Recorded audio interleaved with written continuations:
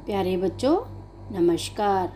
आपको मेरा ढेर सारा प्यार। आशा करती हूँ आप सभी स्वस्थ और मस्त होंगे। बच्चों, आज हम करेंगे वर्कशीट नंबर 98। आज की डेट है 11/10/2021। आज हम करेंगे हिंदी की वर्कशीट। इसमें हमारा विषय रहेगा चावल की रोटियाँ।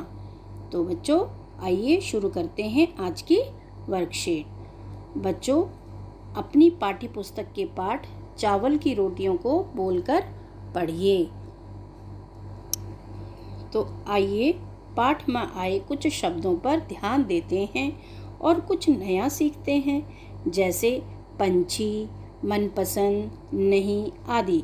बच्चों, इन शब्दों का उच्चारण नाक से किया जाता है और इनको लिखने के लिए बिंदु का प्रयोग किया जाता है। ये शब्द अनुस्वार शब्द कहलाते हैं। अब ज़रा इन शब्दों पर भी ध्यान दीजिए। रोटियाँ, कहाँ, छिपाऊँ, बाँस आदि इन शब्दों का उच्चारण नाक व मुंह दोनों से किया जाता है और इन्हें लिखने के लिए चंद्र बिंदु का प्रयोग किया जाता है। इन्हें लिखने के लिए चंद्र बिंदु का प्रयोग किया जाता है। ये शब्द क्या कहलाते हैं बच्चों? ये शब्द अनुनासिक शब्द कहलाते हैं, यानी कि जिन शब्दों के ऊपर बिंदु लगता है वो अनुस्वार और जिनके ऊपर चंद्र बिंदु लगता है वो अनुनासिक। तो दो तरह के शब्द हो गए, अनुस्वार शब्द और अनुनासिक शब्द। इन शब्दों के ऊपर चंद्र बिंदु, अनुनासिक शब्दों के ऊपर चंद्र बिंदु और अनुस्वार शब्दों के ऊपर बिंदु का प्रयोग होता है।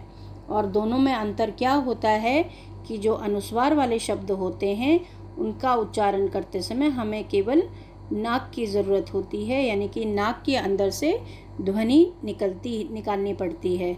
जैसे पंछी, पंछी, देखिए जब आप इसको बोलेंगे तो केवल नाक के अंदर से एक ध्वनि निकलती है। ठीक है, तो ये अनुस्वार शब्द हुए। जो अनुनासिक शब्द होते हैं इनके उच्चारण में नाक और मुंह दोनों जगह से ध्वनि का प्रयोग होता है। ठीक है, नाक का कम, मुंह का अधिक प्रयोग होता है।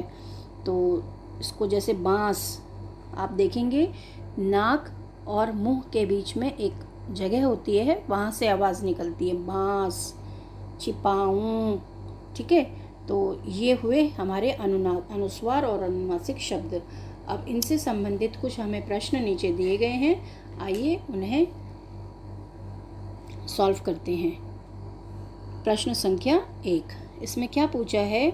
कोको को अनुस्वार व अनुनासिक वाले शब्दों को पहचानने और उनके उच्चारण में कुछ कठिनाई हो रही है। आप पाठ में आए निम्नलिखित वाक्यों को बोलकर पढ़िए और गहरे रंग के शब्दों में सही जगह पर बिंदु या चंद्र बिंदु लगाकर कोको की मदद कीजिए। तो चलिए हम कोको की मदद करते हैं। तो इसके लिए पहले हमने इन वाक्यों को पढ़ना होगा। बहुत बुरी बात, मेरी माँ ने केले के पापड़ बनाए थे। अब ये जो माँ है, गहरे रंग का शब्द इसमें माँ है, तो माँ के ऊपर हमें चंद्र बिंदु लगाना पड़ेगा, तभी ये माँ बनेगा। माँ, माँ ऐसे नहीं होता, माँ। तो ये अनुनासिक शब्द हुआ। फिर मैंने सोचा तुम्हारे साथ बांट कर खाऊंगी। मैंने, मैं बिंदु, मैंने सोचा तुम्हारे साथ बांट कर, यहाँ पर चंद्र बिंदु लगेगा बा के ऊपर। ठीक है, तो आपने देखा ये माँ हुआ, माँ के ऊपर चंद्र बिंदु, और ये मैंने, यहाँ पर बिंदु। ठीक है, और फिर बांट कर, इस पर चंद्र बिंदु, तो ये अनुनासिक शब्द हुआ। फिर उसके बाद बांट कर खाऊंगी, खाऊंगी, ये यहाँ पर बिंदु लगेगा, सॉरी क्या लगेगा? बिंदु। ठीक है, तो यहाँ पर हमने बिंदु लगाना है, खाऊंगी। ठीक है, तो इस प्रकार हमारा ये हुआ, माँ के ऊपर चंद्र बिंदु, मैं के ऊपर बिंदु, और फिर बा के ऊपर चंद्र बिंदु, तब बांट कर हुआ, फिर खाऊंगी, ऊ के ऊपर बिंदु, तो खाऊंगी। ठीक है बच्चों, अब उसके बाद आगे के वाक्य देखते हैं। मैं अब यहाँ पर आया मैं के ऊपर बिंदु लगेगा, ए की मात्रा के साथ में बिंदु, ये अनुस्वार शब्द हुआ। मैं 4 पापड़ लाई हूँ के ऊपर चंद्र बिंदु, ये अनुनासिक हो गया। 2 तुम्हारे लिए 2 मेरे लिए, सोचा था तुम्हारी चावल की रोटियाँ और मोटे पापड़ दोनों का बढ़िया नाश्ता रहेगा। तो रोटियाँ यहाँ पर आपका चंद्र बिंदु या के ऊपर, ठीक है। और दोनों में कैसे लिखेंगे, 2 के ऊपर कुछ नहीं लगेगा और 9 के ऊपर जो ये ओ की मात्रा है इसके साथ में चंद्र बिंदु लगेगा, ठीक है बच्चों। तो आपको ये समझ आ गया होगा कि किसके साथ क्या लगेगा, ठीक है। तो दोनों मैंने आपको बता दिया, दोनों में 9 की मात्रा के ऊपर बिंदु लगेगा, तो ये अनुस्वार शब्द हुआ, ठीक है बच्चों। तो चलिए हम आगे बढ़ते हैं प्रश्न संख्या 2 की ओर। प्रश्न संख्या 2 में बोला है, प्यारे बच्चों आइए संगीता, ये जो बना हुआ है एक बच्ची का चित्र बना हुआ है, ये संगीता के लिए चित्र बनाया हुआ है इस प्रकार का, से मिलते हैं। संगीता को अपनी डायरी में चित्र बनाकर अपने मन की बात लिखना पसंद है, यानी कि जो भी वो लिखती है उसमें कुछ शब्दों के लिए वो चित्र बना देती है। क्या आप इन चित्रों की मदद से संगीता द्वारा लिखे गए इन वाक्यों को पूरा करने की कोशिश करेंगे? तो यहाँ पर कुछ शब्द आपको सहायता के लिए दिए गए हैं, परियों, मूंगफली, संगीता, चांद, सांप, जंगल, ठीक है बच्चों। तो चलिए हम आगे संगीता की डायरी में चित्र बनाकर जो दिए हुए हैं उन्हें हम शब्दों की तरह सहायता से उसको पूरा करेंगे, ठीक है। तो मेरा नाम क्या है, अब ये चित्र किसके लिए आया था, संगीता के लिए, तो मेरा नाम यहाँ पर क्या आएगा, पहले वाले स्थान पर संगीता, यहाँ पर क्या आएगा, संगीता, मेरा नाम संगीता है। मुझे रात के समय क्या दिखाई देता है, ये किसका चित्र लग रहा है, चांद का, तो ये चांद यहाँ लिखा है जो आपने यहाँ लिखना है। मुझे रात के समय चांद को देखना अच्छा लगता है, ठीक है बच्चों। अब हम आगे बढ़ते हैं, आगे वाक्य में क्या लिखा है, मेरा मन करता है कि एक दिन मैं भी, अब ये क्या बनी, एक परी नहीं है, 2 परियां हैं, तो 2 परी नहीं होगा, 2 क्या होगा, परियों, यहाँ पर क्या हो जाएगा, परियों। वाक्य के हिसाब से जो है इसका शब्द का जो है चेंज हो जाएगा, परियां, तो यहाँ पर परियां नहीं आएगा, मैं भी परियां की तरह नहीं होगा, मैं भी परियों, ठीक है। जो इसमें जो बहुवचन है वो इस तरीके से प्रयोग होगा, परियों, परी का परियों, मैं भी परियों की तरह आसमान की सैर कर सकूं, ठीक है। अब अगला वाक्य क्या है, सर्दियों के मौसम में मुझे डैश खाना बहुत अच्छा लगता है। अब ये किसका चित्र है बच्चों, मूंगफली का, तो मूंगफली यहाँ लिखा हुआ है, इसको देखकर आपने इस जगह पे लिखना है, ठीक है।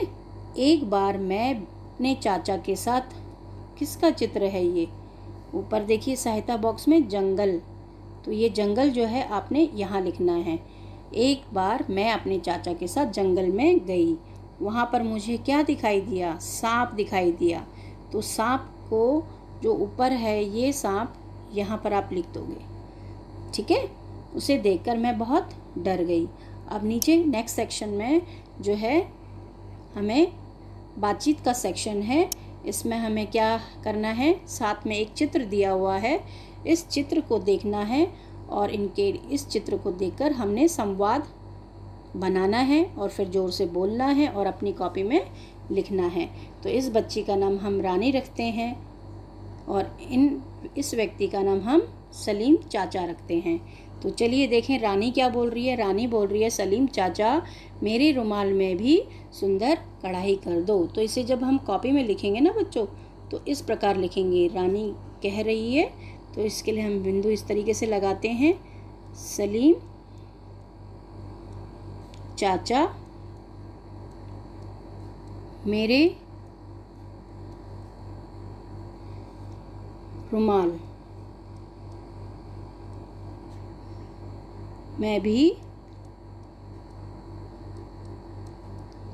सुंदर कढ़ाई कर दो। तो ये सलीम चाचा से रिक्वेस्ट कर रही है, ठीक है, उनसे प्रार्थना कर रही है कि मेरे रुमाल में भी सुंदर कढ़ाई कर दो। अब उसके इस प्रार्थना पर सलीम चाचा क्या कहते हैं देखें।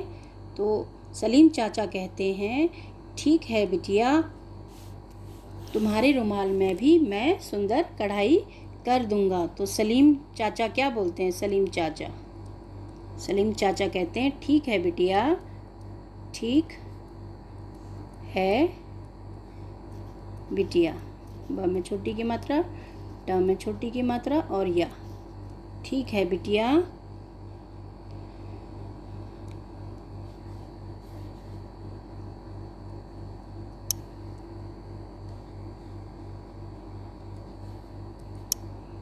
तुम्हारे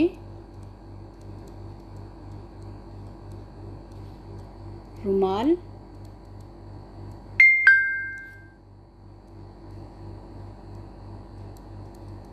में भी मैं सुंदर कढ़ाई कर दूंगा। ठीक है बच्चों, इस तरीके से ये संवाद आपने अपनी कॉपी में लिखना है। तो अब हमारे अभिभावकों के लिए कुछ सुझाव हैं। बच्चों के साथ खेल खेलें जिसमें अनुस्वार और अनुनासिक शब्दों को अपनी नाक बंद करके बोलने को कहें और बच्चों के साथ खेल खेलने का मज़ा लें। तो बच्चों, इस तरीके से हमारी ये वर्कशीट फिनिश होती है, समाप्त होती है। आगे की वर्कशीट में हम दोबारा मिलेंगे। तब तक के लिए बाय बाय।